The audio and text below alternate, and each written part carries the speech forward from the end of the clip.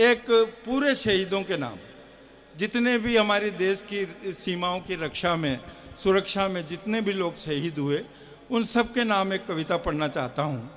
लेकिन सूची इतनी लंबी है साहब कि न तो उसे लिखा जा सकता, न उन नामों को पढ़ा जा सकता। मैंने एक रास्ता चुना, एक प्रतीक लिया और उस प्रतीक के माध्यम से सारे शहीदों को श्रद्धांजलि स्वरूप एक कविता लिखी है। प्रतीक मैंने ऐसा चुना है, शायद ही आप में कोई श्रोता ऐसा हो जिसने अखबारों में उसके बारे में नहीं पढ़ा हो, टीवी पे उसके बारे में नहीं सुना हो।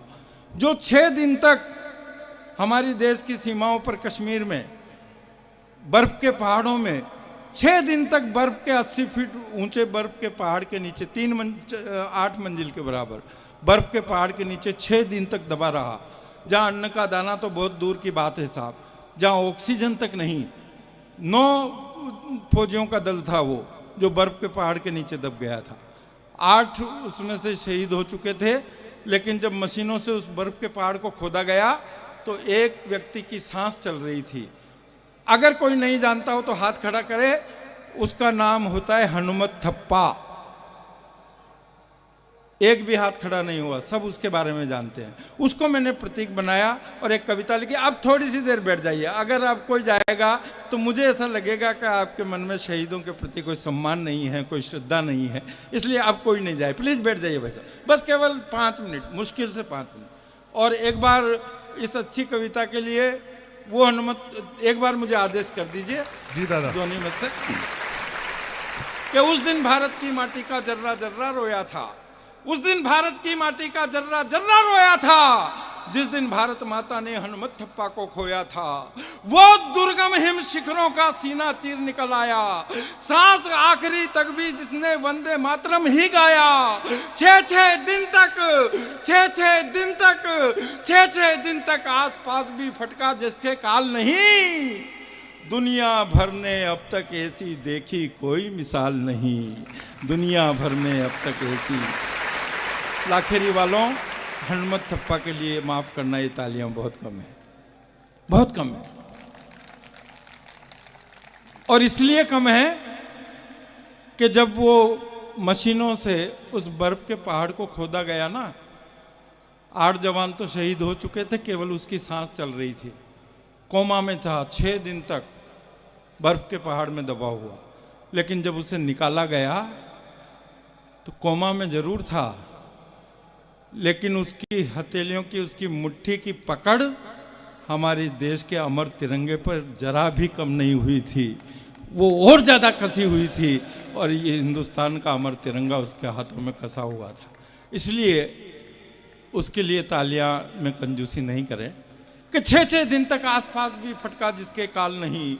दुनिया भर में देखी अब तक ऐसी कोई मिसाल नहीं, बर्फीली चट्टानों से जिसका फौलादी तन नहीं गला, क्रूर काल का काल चक्र भी जिसके आगे नहीं चला, जिसने अमर तिरंगा प्यारा सियाचिन पर लहराया, मात मौत को दे करके भी जो जिंदा वापस आया, जिसने अपने भुजदंडों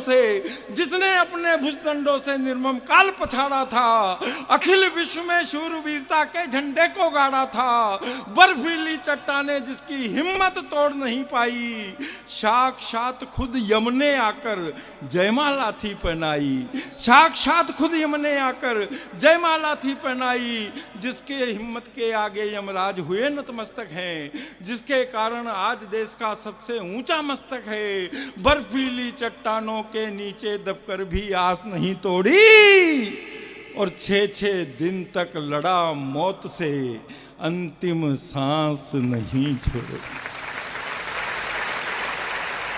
ऐसे नहीं, भारत माता की, भारत माता की, भारत माता की, वंदे वंदे वंदे। 6 दिन तक लड़ा मौत से, अंतिम सांस नहीं छोड़ी। और तालियों में अब बिल्कुल भी कंजूसी मत करना साहब, इसलिए मत करना कि आज वो हनुमत थप्पा ऊपर स्वर्ग में लाखेरी के इस कवि सम्मेलन को सुन रहा होगा। 6 दिन तक 60 फीट बर्फ के पहाड़ के नीचे उसने जो ठंडक बर्दाश्त की है ना, आपकी तालियों की अगर तिल भर भी राई भर भी गर्माहट उसे मिल जाएगी, बेटा ये हंसने की बात नहीं है, ये हंसने वाली कविता नहीं है। हंसने वाली कविता मैं रात भर सुना सकता हूँ, इसलिए इसको गंभीरता से सुनो, मेरा निवेदन है आपसे। अगर आपकी तालियों की गर्माहट एक तिल भर एक राई भर भी उसके शरीर तक पहुंचती है, उसकी आत्मा तक पहुंचती है, तो मेरा ये कविता लिखना और आपका सुनना सार्थक हो जाएगा। सुरेंद्र यादवेंद्र के लिए तालियां मत बजाना, एक भी मत बजाना। इस कविता के लिए भी ताली मत बजाना। ताली बजाना उस हनुमत थप्पा की माँ के लिए जिसने ऐसे शूरवीर को जन्म दिया, ऐसे वीर को जन्म दिया। और आपकी तालियों की गूंज उसकी माँ के कानों में अगर पहुंचेगी तो उसे यह एहसास होगा, उसे यह लगेगा कि मेरे बेटे ने जो सीमा पर शहादत दी है उसकी परवाह करने वाले हिंदुस्तान में बहुत लोग अभी हैं जो उसकी परवाह करते हैं, उसके बारे में सोचते हैं। मैं जिस दिन ये कविता लिख रहा था, टीवी पर ये न्यूज आ रही थी। अगर मीडिया के लोग यहाँ बैठे हों, पत्रकार बंधु बैठे हों, उनसे भी मेरी शिकायत है। 2 घटनाएं उस दिन दिल्ली में हुई थी, एक ही दिन। एक दिल्ली में उसको दिल्ली लाया गया वहाँ से, और उसी दिन 2 घटनाएं घटी। एक हनुमत थप्पा ने अपने प्राण त्यागे, और उसी दिन जेएनयू में हिंदुस्तान मुर्दाबाद और पाकिस्तान जिंदाबाद के नारे लगे। मीडिया ने जेएनयू वाली घटना को 6 दिन तक 22-22, 20-20 घंटे चलाया, लेकिन इतनी बड़ी हनुमत थप्पा की घटना को केवल आधा घंटे का कवरेज मिला। मेरी ये शिकायत दर्ज की जाए, ये शिकायत है मेरी। उस दिन टीवी पर बहस आ रही थी, देश के बड़े बड़े डॉक्टर, बड़े बड़े वैज्ञानिक, बड़े बड़े राजनेता डिबेट में बैठे हुए थे। किसी ने कहा कि फेफड़ों में पानी भर जाने की वजह से यह हादसा हो गया, किसी ने कहा ऑक्सीजन की कमी की वजह से यह दुर्घटना हो गई। वो देश के बड़े वैज्ञानिक हैं साहब, बड़े डॉक्टर हैं, उनका अपना डायग्नोसिस है। मेरा एक तर्क है छोटा सा, अगर आप सहमत हो तो समर्थन करें, कि अगर फेफड़ों में पानी भरने की वजह से यह हादसा हुआ होता तो 6 दिन के अंदर अंदर सियाचिन की बर्फ की वादियों में हो गया होता, वो दिल्ली तक जिंदा वापस नहीं आता। अगर ऑक्सीजन की कमी से यह दुर्घटना हुई होती तो 6 दिन के अंदर अंदर सियाचिन में हो गई होती, वो दिल्ली तक जिंदा वापस नहीं आता। ये दुर्घटना क्यों हुई, ये सच छुपाया गया, बताया नहीं गया। मैं बताना चाहता हूँ, जनता की तरफ से अपना डायग्नोसिस आप सबकी तरफ से रखना चाहता हूँ। अगर आपको लगे कि मेरी बात में कोई दम है तो उसी दमदारी से, मेरे लिए नहीं, क्योंकि उसने 6 दिन उस बर्फ के पहाड़ के नीचे बिताए हैं, उस हनुमत थप्पा के लिए एक एक श्रोता, चाहे वो पीछे बैठा हो, खड़ा हो, गिन करके, मैं कह रहा हूँ मेरे लिए नहीं, इस कविता के लिए भी नहीं, उस हनुमत थप्पा के लिए गिन करके एक एक श्रोता ऊपर हाथ करके 6-6 ताली कम से कम बजाए। तो सुनिएगा कि 6-6 दिन तक आसपास भी फटका जिसके काल नहीं, दुनिया भर में देखी अब तक ऐसी कोई मिसाल नहीं।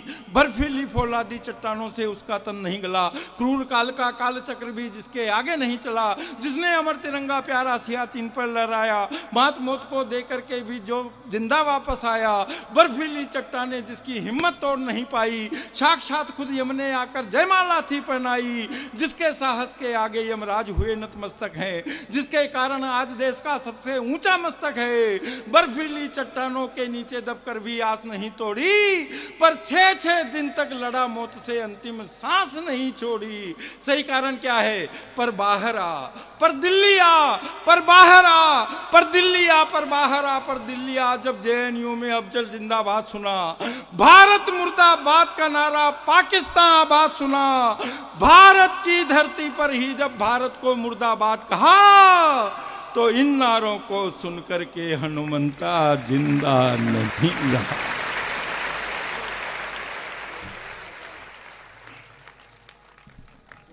भारत की धरती पर ही, बस 1 मिनट भैया, 1 minute please, 1 minute please, 1 minute please, 1 minute भाई साहब, भाई साहब, भाई साहब 1 मिनट। पर भारत की धरती पर ही जब भारत को मुर्दाबाद कहा, तो इन नारों को सुनकर के हनुमंता जिंदा नहीं रहा।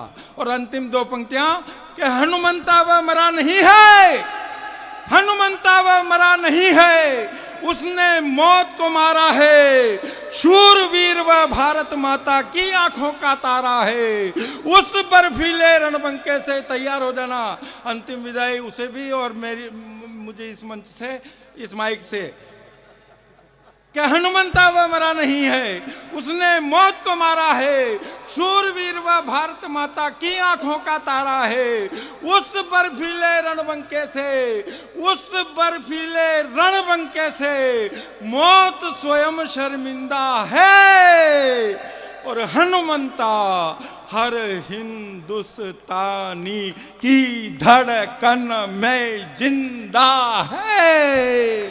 भारत माता की, भारत माता की, वंदे वंदे।